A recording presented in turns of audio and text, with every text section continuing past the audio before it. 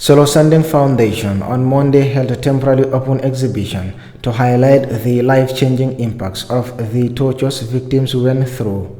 The objective of the Open Day is to promote good governance through constitutional and other legislative reforms. Speaking at the exhibition, the Deputy Chairman of the National Human Rights Commission, Janaba Jom, said the National Human Rights Commission is in the process of setting up measures to implement the TRRC recommendations. Recently, we set up a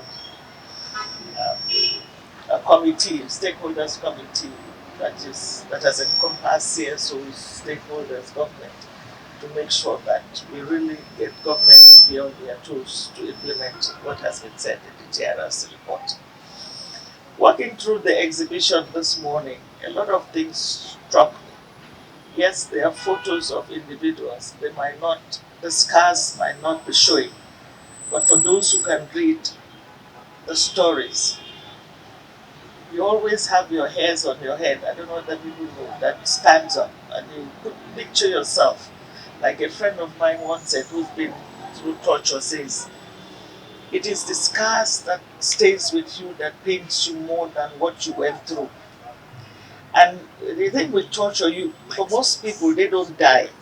You could, somebody said, oh, you're saying you should have an enactment, a bill, but charge them with murder. I said, no. With torture, when you torture your victim, they rarely die. But there's that they go through a slow death, a painful death. That every day they wake up, either it's an eye gone, a leg gone, they cannot do the things they could do before. They're sitting on a wheelchair.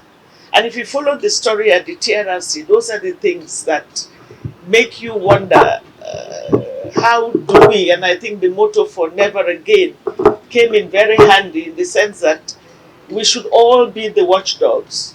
It is so easy to say enact a law, but enacting a law is not going to be enough. We have to be watchdogs, and that's why the security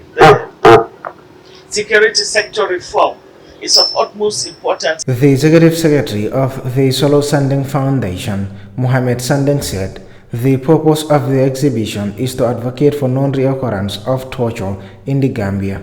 Today we are here opening this exhibition that is a part of our advocacy strategy to actually advocate for non-recurrence through the creation of different mechanisms, but specifically deterring mechanisms against the situations that allowed for the brutalization of our fellow citizens and also the victimizations of many others. It cuts across the various sections of Gambian society, whether you're elite or not, whether you're educated or not. The exhibition we're showing here today goes to show that fact that regardless of who you were, regardless of your status, regardless of your political affiliation, all of us or any one of us was very vulnerable to the mishaps by a dictatorial regime. The Sandeng Foundation has been advocating for security sector reforms and the creation of mechanisms that will deter the excesses of the past regime as we take part in the transitional justice process. It is also to engage in raising awareness as well as garner political will towards enacting the anti-torture bill, which is currently before the parliament.